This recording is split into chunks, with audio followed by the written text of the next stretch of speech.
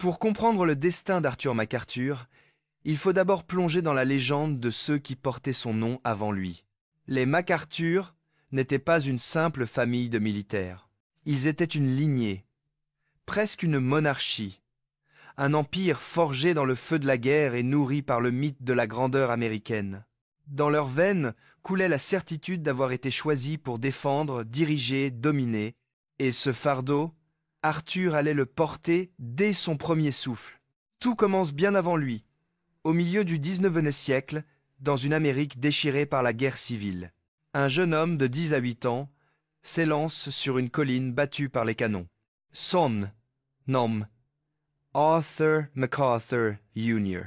Sous une pluie de balles, il brandit le drapeau tombé à terre et crie à ses hommes d'avancer.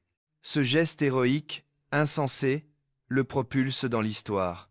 Il devient le plus jeune officier à recevoir la Medal of Honor, la plus haute distinction militaire du pays. À 10 à 8 ans, il avait déjà offert son nom à la légende. Mais ce n'était que le début. Arthur MacArthur Jr. consacra toute sa vie à l'armée. Il gravit les échelons, commanda des régiments, gouverna des territoires lointains et finit par incarner une certaine idée de l'Amérique conquérante, celle qui exporte sa puissance et son ordre. Dans l'imaginaire militaire, il devint un héros fondateur, une figure tutélaire que l'on évoquait avec respect et crainte. Pour ses descendants, il n'était plus seulement un ancêtre, il était un modèle à imiter, un fantôme à égaler. Et c'est ainsi qu'un jour, en 1880, dans une base militaire de l'Arkansas, naquit son fils, Douglas MacArthur, l'enfant du devoir, l'héritier du mythe, le fils du général, né parmi les uniformes et les insignes, bercé par le bruit des bottes et des tambours. Avant même de savoir parler, il savait déjà marcher droit. Douglas grandit dans le culte de la discipline. Chaque geste, chaque mot devait honorer le nom qu'il portait. Rien dans son éducation n'était laissé au hasard. On lui apprit que l'excellence n'était pas un objectif, mais une obligation. Et l'enfant se mit à la hauteur de cette exigence. À l'académie militaire de West Point, il fut un élève brillant, irréprochable, presque inquiétant par sa précision. On disait qu'il ne dormait jamais vraiment, qu'il vivait dans une tension permanente entre perfection et démesure. Lorsqu'il sortit premier de sa promotion, sa réputation était déjà celle d'un génie. Il portait l'héritage de son père comme une armure, et il était prêt à y ajouter sa propre gloire.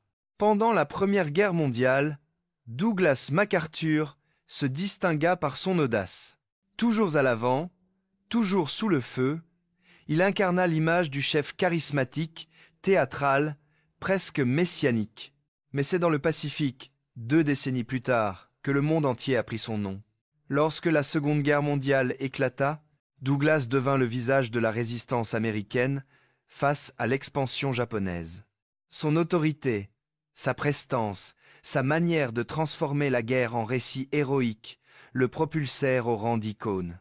En quelques années, il devint bien plus qu'un général. Il était une légende vivante. Pour certains, il personnifiait la force morale de l'Amérique. Pour d'autres, il en était la démesure. Il libéra les Philippines, dirigea la reconquête du Pacifique et fut présent au moment le plus solennel du XX siècle, la reddition du Japon. Sur le pont du cuirassé Missouri, devant les caméras du monde entier, il accepta la capitulation de l'Empire du Soleil Levant. Derrière lui, la mer scintillait sous un ciel de plomb, et dans ses yeux, on pouvait lire la fierté de toute une nation. Ce jour-là, Douglas MacArthur n'était plus seulement un soldat, il était l'incarnation du triomphe américain. Mais son influence ne s'arrêta pas là. Après la guerre, il fut nommé commandant suprême des forces alliées au Japon. Ce n'était plus le conquérant, mais le bâtisseur.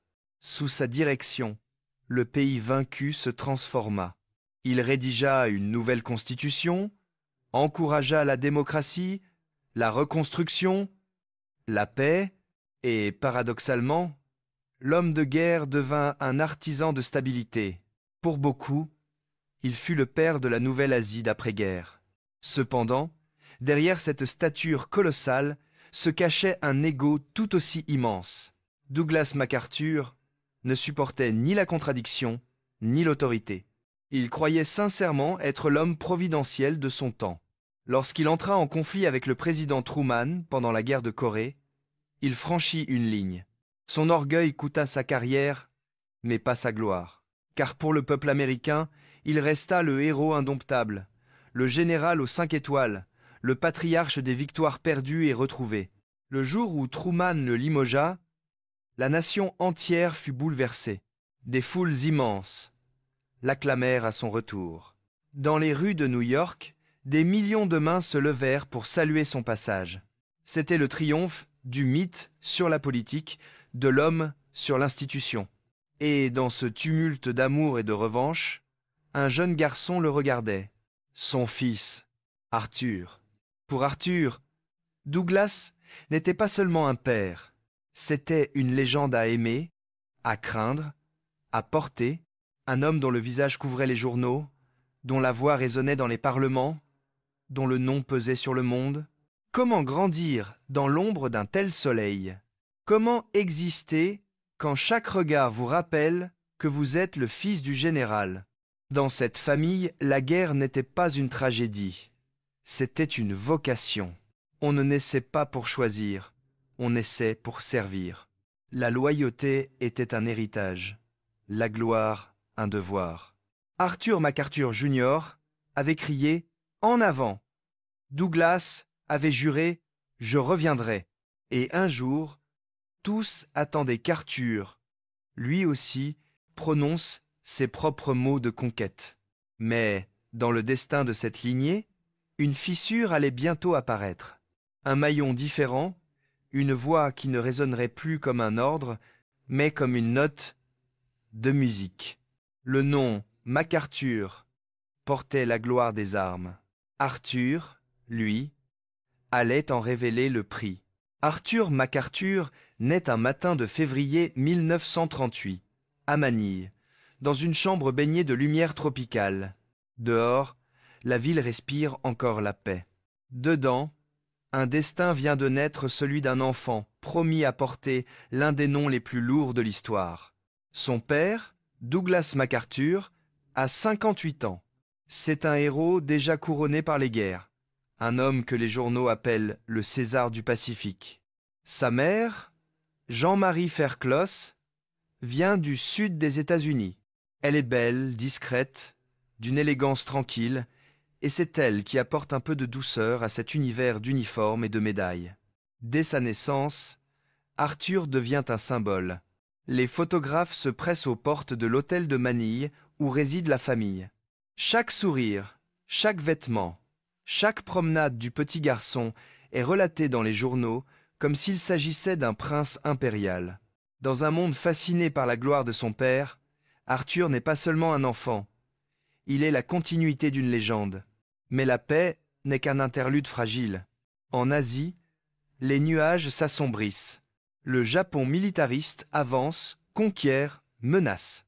Et un matin de décembre 1940, tout bascule. Les sirènes hurlent sur Manille, les bombes tombent.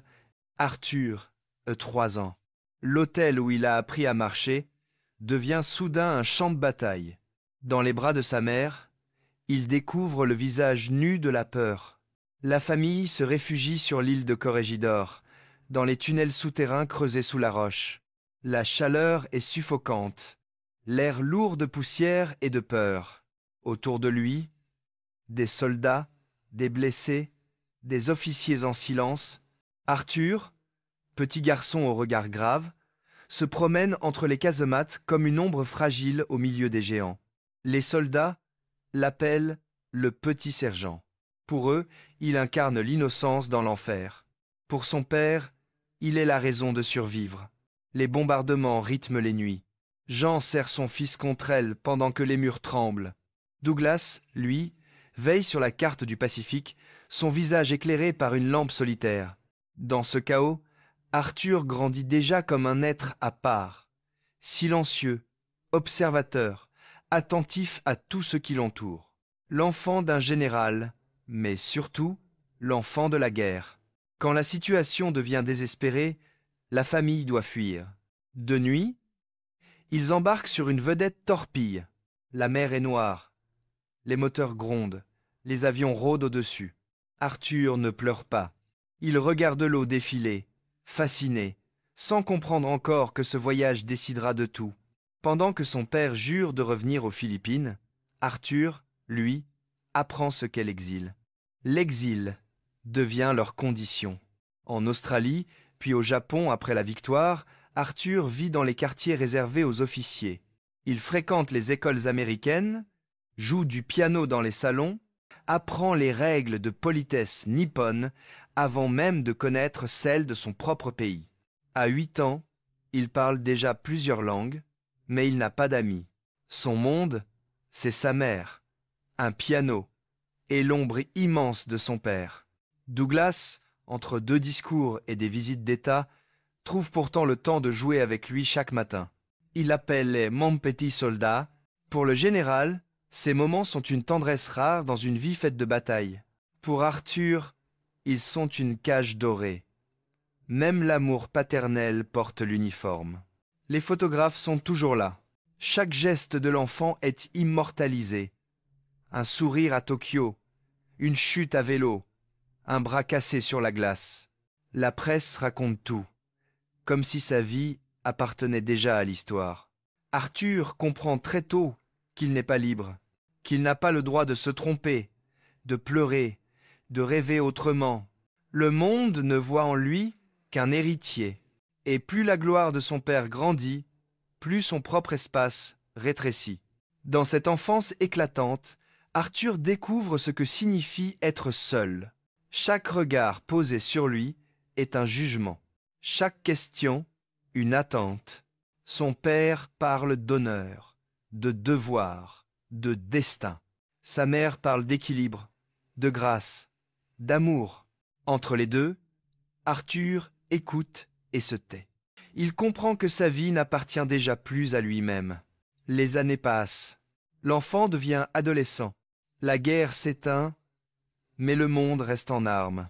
Douglas MacArthur, désormais auréolé de gloire, s'impose comme le général le plus puissant du pays. Son visage s'affiche dans les écoles, sur les murs, dans les discours. Arthur, lui, continue de grandir dans l'ombre du héros. Chaque jour, il apprend un peu plus à disparaître derrière le symbole. En 1951, la famille quitte le Japon pour retourner aux États-Unis. Arthur a 13 ans. C'est la première fois qu'il met le pied sur la terre de sa propre nationalité. Mais pour lui, l'Amérique n'est pas une patrie. C'est un théâtre. Il arrive comme un acteur attendu par un public qu'il ne connaît pas. Les journalistes l'encerclent, les flashs éclatent. On veut savoir ce qu'il pense, comment il parle, comment il marche. Arthur, impassible, sourit poliment, mais à l'intérieur, il se replie. À New York, la famille s'installe dans une suite du Waldorf Astoria, un palais de marbre et de silence. Son père y reçoit des chefs d'État, des diplomates, des journalistes. Arthur, lui, écoute les échos d'une autre guerre, celle qui se joue en lui, entre la loyauté et la liberté, entre le nom qu'il porte et la voix qui l'étouffe. Parfois, le soir, il s'assoit au piano. Ses doigts hésitent, puis se posent, sûrs, précis. La musique devient son refuge, son langage secret. Dans chaque note, il dépose un morceau du poids qu'il ne peut pas dire. Là où son père voit la guerre comme un art, Arthur fait de l'art sa guerre. Personne, alors, ne le comprend. Les gens voient en lui l'avenir d'une dynastie, pas celui d'un homme. Mais dans les couloirs du Waldorf Astoria, entre les portraits de généraux et les uniformes encadrés, un adolescent s'apprête à écrire son propre chapitre. Pas avec des armes, avec des notes.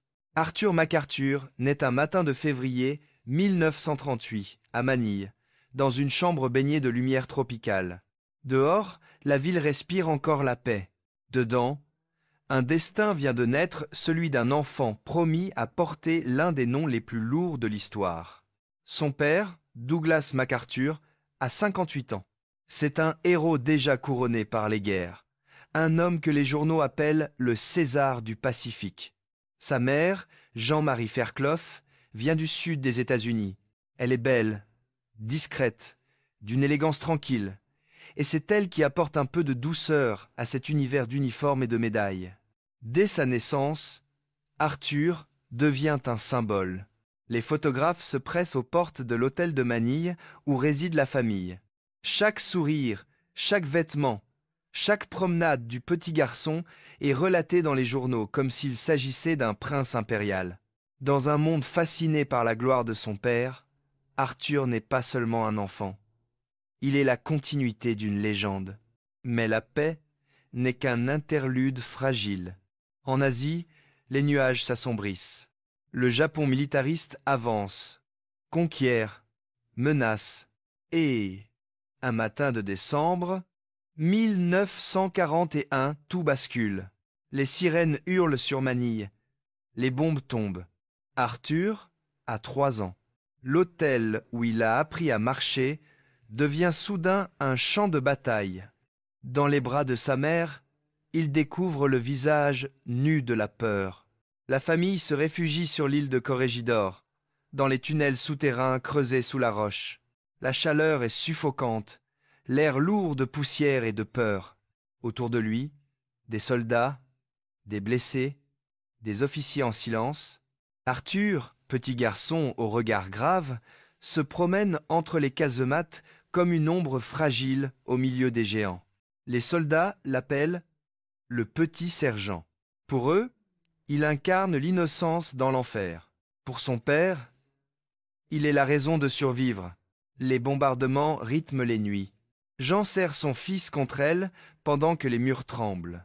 Douglas, lui, veille sur la carte du Pacifique, son visage éclairé par une lampe solitaire. Dans ce chaos, Arthur grandit déjà comme un être à part, silencieux, observateur, attentif à tout ce qui l'entoure. L'enfant d'un général, mais surtout l'enfant de la guerre. Quand la situation devient désespérée, la famille doit fuir. De nuit, ils embarquent sur une vedette torpille. La mer est noire, les moteurs grondent, les avions rôdent au-dessus. Arthur ne pleure pas. Il regarde l'eau défiler, fasciné, sans comprendre encore que ce voyage décidera de tout. Pendant que son père jure de revenir aux Philippines, Arthur, lui, apprend ce qu'est l'exil. L'exil devient leur condition. En Australie, puis au Japon, après la victoire, Arthur vit dans les quartiers réservés aux officiers. Il fréquente les écoles américaines, joue du piano dans les salons, apprend les règles de politesse nippone avant même de connaître celles de son propre pays. À 8 ans, il parle déjà plusieurs langues, mais il n'a pas d'amis. Son monde, c'est sa mère, un piano et l'ombre immense de son père. Douglas, entre 2 discours et des visites d'État, trouve pourtant le temps de jouer avec lui chaque matin. Il l'appelait « mon petit soldat ». Pour le général, ces moments sont une tendresse rare dans une vie faite de batailles. Pour Arthur, ils sont une cage dorée. Même l'amour paternel porte l'uniforme. Les photographes sont toujours là. Chaque geste de l'enfant est immortalisé. Un sourire à Tokyo, une chute à vélo, un bras cassé sur la glace. La presse raconte tout, comme si sa vie appartenait déjà à l'histoire. Arthur comprend très tôt qu'il n'est pas libre, qu'il n'a pas le droit de se tromper, de pleurer, de rêver autrement. Le monde ne voit en lui qu'un héritier. Et plus la gloire de son père grandit, plus son propre espace rétrécit. Dans cette enfance éclatante, Arthur découvre ce que signifie être seul. Chaque regard posé sur lui est un jugement. Chaque question, une attente. Son père parle d'honneur, de devoir, de destin. Sa mère parle d'équilibre, de grâce, d'amour. Entre les deux, Arthur écoute et se tait. Il comprend que sa vie n'appartient déjà plus à lui-même. Les années passent. L'enfant devient adolescent. La guerre s'éteint, mais le monde reste en armes. Douglas MacArthur, désormais auréolé de gloire, s'impose comme le général le plus puissant du pays. Son visage s'affiche dans les écoles, sur les murs, dans les discours. Arthur, lui, continue de grandir dans l'ombre du héros. Chaque jour, il apprend un peu plus à disparaître derrière le symbole. En 1951, la famille quitte le Japon pour retourner aux États-Unis. Arthur a 13 ans. C'est la première fois qu'il met le pied sur la terre de sa propre nationalité. Mais pour lui, l'Amérique n'est pas une patrie, c'est un théâtre. Il arrive comme un acteur attendu par un public qu'il ne connaît pas. Les journalistes l'encerclent, les flashs éclatent. On veut savoir ce qu'il pense, comment il parle, comment il marche. Arthur, impassible, sourit poliment, mais à l'intérieur, il se replie. À New York, la famille s'installe dans une suite du Waldorf Astoria, un palais de marbre et de silence. Son père y reçoit des chefs d'État, des diplomates, des journalistes. Arthur, lui, écoute les échos d'une autre guerre, celle qui se joue en lui, entre la loyauté et la liberté, entre le nom qu'il porte et la voix qu'il étouffe. Parfois, le soir, il s'assoit au piano. Ses doigts hésitent, puis se posent, sûrs, précis. La musique devient son refuge, son langage secret. Dans chaque note, il dépose un morceau du poids qu'il ne peut pas dire. Là où son père voit la guerre comme un art, Arthur fait de l'art sa guerre.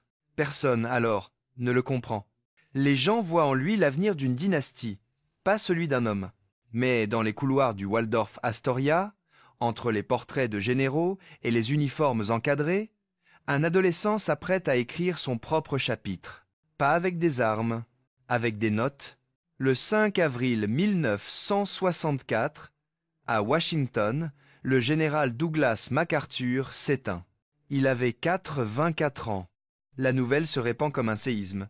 Pour les Américains, c'est plus qu'un militaire qui disparaît. C'est une époque entière qui s'achève. Les journaux parlent d'un héros national. Les foules se pressent. Les drapeaux se baissent. Partout, les voix s'adoucissent. On parle du général avec la solennité qu'on réserve aux mythes. Dans la cathédrale où se tient la cérémonie, les orgues résonnent d'une gravité sans mesure. Sous la voûte, la lumière tombe en faisceau pâle sur le cercueil drapé de la bannière étoilée. Parmi les silhouettes immobiles, un jeune homme en costume noir marche lentement. Arthur MacArthur. Son visage est impassible, son regard fixe. Il ne pleure pas. Il accompagne simplement, d'un pas mesuré, la dépouille de celui qui fut son père, son modèle, son fardeau. Devant la nation entière, il incarne le deuil parfait, digne, silencieux, irréprochable. Mais à l'intérieur, c'est une tempête muette. Tout ce qu'il a tenté de fuir, le poids du nom, la discipline, la gloire, revient une dernière fois le frapper. Chaque note d'hymne militaire semble lui rappeler que son existence s'est toujours écrite dans la marge de cette grandeur. À la fin de la cérémonie, le cercueil s'éloigne sous les applaudissements étouffés. Arthur lève la tête vers la lumière de la porte ouverte. Un souffle traverse la nef. C'est peu être la première respiration libre de sa vie. Car, avec la mort de Douglas MacArthur, quelque chose en lui se défait. Le lien invisible qui l'attachait à l'histoire vient de se rompre. Après les funérailles, Arthur rentre à New York. Le Waldorf Astoria, autrefois vibrant de visiteurs et de journalistes, est désormais plongé dans un silence étrange. Les couloirs sentent la poussière et les fleurs fanées. Jean, sa mère, s'accroche aux habitudes. Les repas à l'heure, la vaisselle d'argent, les portraits de Douglas sur les murs. Elle parle de son mari au présent, comme si le général n'était jamais vraiment parti. Arthur, lui, erre dans la suite sans but. Chaque pièce semble trop grande, chaque meuble trop chargé de souvenirs. Il comprend qu'il ne pourra pas continuer à vivre là. L'hôtel n'est plus un refuge, c'est un mausolée, un musée de gloire figé. Il se sent spectateur de sa propre vie. Alors, un matin, sans cérémonie ni explication, il fait ses valises. Il quitte la suite, la gloire, le confort, et peut être même son identité. Jean le regarde partir sans le retenir. Elle sait qu'aucune mère ne peut lutter contre le besoin de respirer de son enfant. Arthur disparaît. Littéralement. Il cesse de répondre aux lettres, refuse les interviews, change de numéro puis d'adresse. Au fil des mois, il devient une absence. Les amis de la famille le cherchent, les journalistes s'interrogent. Où est le fils du général? Personne ne le sait. Même les cercles militaires, d'ordinaire si bien informés, n'ont plus de traces de lui. Ce retrait n'est pas une fuite honteuse, c'est une renaissance. Arthur efface méthodiquement tout ce qui pourrait le rattacher au passé. Il se débarrasse des uniformes, des décorations, des lettres officielles, il simplifie tout. Un petit appartement, un nom neuf, une vie sans protocole. Arthur MacArthur devient David Jordan. Un homme parmi les autres, invisible dans la foule, sous ce nom ordinaire, il s'installe dans un immeuble discret du Upper West Side. Un piano contre le mur, quelques livres, un carnet. Plus rien ne rappelle le fils du général. Ses journées s'écoulent paisiblement, rythmées par la musique et l'écriture. Il joue dans de petits ensembles, compose parfois pour des amis, vit de peu mais en paix. Dans la ville immense, personne ne connaît sa véritable histoire, et c'est précisément ce qu'il voulait. Pour la première fois, il découvre la légèreté d'exister sans spectateur. Plus de devoirs, plus d'attentes, plus d'obligation d'être digne d'un nom. Il n'est plus un symbole, il est un homme. Les années passent, discrètes, effacées comme de la buée sur une vitre. Le monde change. Une autre guerre au Vietnam, d'autres héros, d'autres scandales. Le nom MacArthur s'éloigne des mémoires. Dans les journaux, il n'apparaît plus que dans les pages d'histoire. Et pendant ce temps, David Jordan poursuit sa vie tranquille, presque monastique. Parfois, au détour d'une conversation, quelqu'un remarque sa ressemblance avec un célèbre général. Il sourit, détourne le regard et change de sujet. Personne n'insiste. Son silence a la force des murailles. Même lorsque sa mère meurt, des décennies plus tard, il ne se montre pas. Aucune apparition publique, aucune déclaration. Le monde s'étonne, puis l'oublie. Seuls quelques proches savent qu'il a envoyé un mot bref. Je garde le souvenir de deux êtres que j'ai aimés à ma manière. Rien de plus. Pour ceux qui le cherchent, il devient un mystère. Pour lui, c'est une délivrance.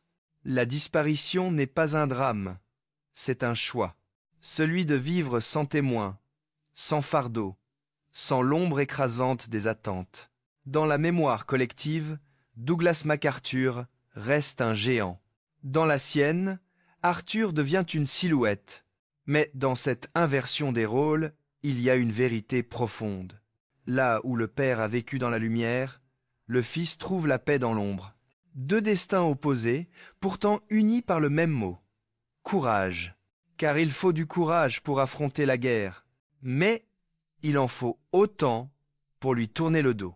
Arthur MacArthur a choisi de disparaître, non par faiblesse, mais par fidélité à lui-même. En s'effaçant, il n'a pas trahi son père, il a achevé l'histoire qu'il avait commencée, celle d'un homme qui voulait simplement être libre. Sous le nom de David Jordan, Arthur MacArthur disparaît du regard du monde. Il n'y a plus de photographes, plus d'uniformes, plus de journaux, rien qu'un homme ordinaire qui traverse les rues de New York sans que personne ne se retourne. Pour lui, cette banalité est une délivrance. Pendant des années, il a vécu enfermé dans la légende. Désormais, il découvre la simple paix d'être un inconnu. Son appartement est modeste. Une pièce claire, un vieux piano, quelques livres, une lampe posée sur une table. Il vit de peu, presque en retrait du temps. Chaque matin, il s'assied devant le clavier, laisse ses doigts glisser sur les touches et joue pour personne. Les notes emplissent la pièce, s'évanouissent, puis reviennent comme des souvenirs d'enfance. C'est sa manière à lui de prier non pour la gloire, mais pour la sérénité. Dans ses mélodies, il y a toute son histoire. La rigueur du père, la douceur de la mer, la solitude des tunnels de Corrégidor, le vent du Pacifique. La musique devient son langage secret, un lieu où il peut enfin exister sans explication. Il n'y a plus d'héritage à porter, plus de regard à affronter. Juste un homme et son silence, un piano et le monde qui continue sans lui. Les années s'enchaînent doucement. David Jordan se fait un cercle restreint d'amis. Des musiciens, des professeurs, quelques artistes, tous le connaissent comme un homme discret, cultivé, au rire rare mais sincère. Aucun ne soupçonne la vérité. Quand on lui demande s'il a de la famille, il répond simplement « Je viens du Sud ». Personne ne cherche plus loin. Et c'est exactement ainsi qu'il le souhaite.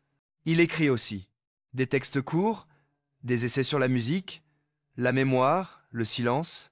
Certains sont publiés sous pseudonyme dans de petites revues culturelles. D'autres restent dans des carnets, soigneusement rangés dans un tiroir. Il n'écrit pas pour être lu, mais pour comprendre. Chaque phrase est une tentative d'équilibre entre ce qu'il a fui et ce qu'il est devenu. Parfois, le passé le rattrape. Une photographie de son père dans un magazine, un reportage à la télévision, un nom entendu par hasard, alors un long frisson le traverse, mêlé de tendresse et de distance. Il n'a jamais cessé d'aimer Douglas, mais il a appris à le faire autrement, sans idole, sans devoir, sans peur. Dans le fond, il sait que la gloire n'a pas sauvé son père. Elle l'a consumé, et lui a choisi d'échapper à cette flamme. Dans les années 1980, la ville change. Les immeubles anciens disparaissent, remplacés par des tours de verre. Les visages se renouvellent, les rues s'accélèrent.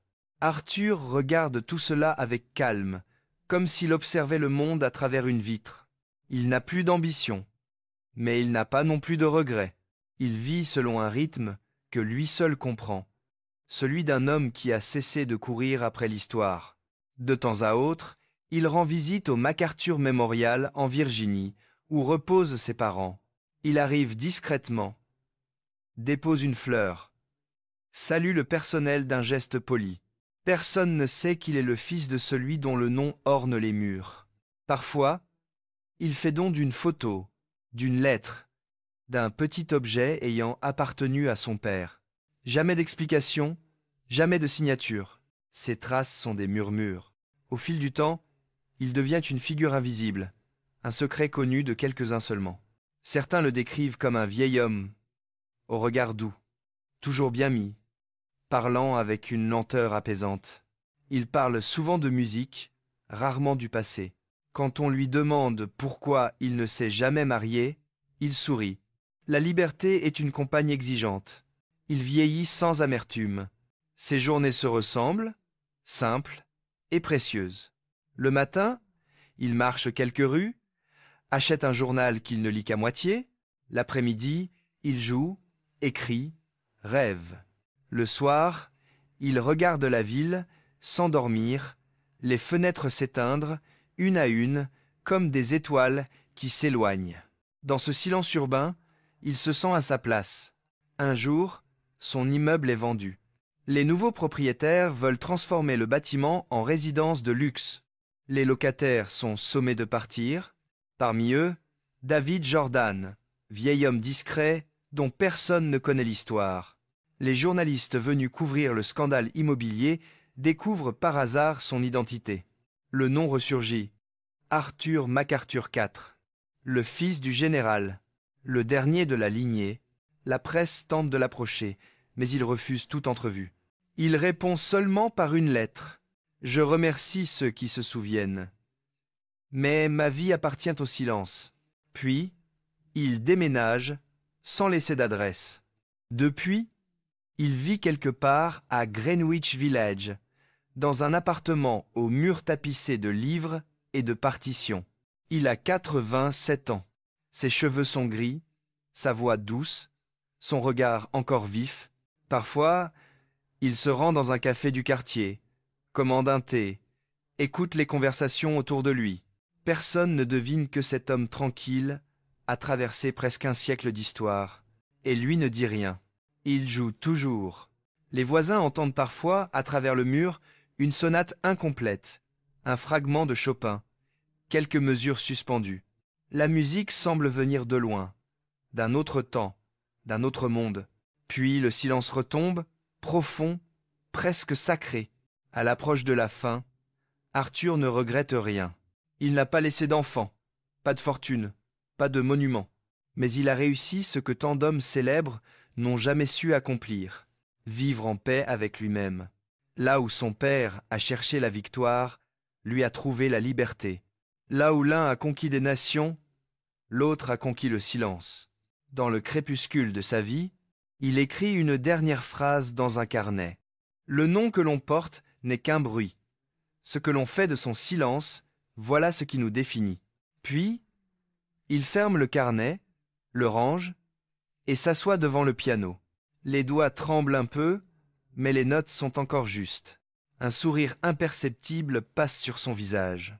Le fils du général joue pour lui seul.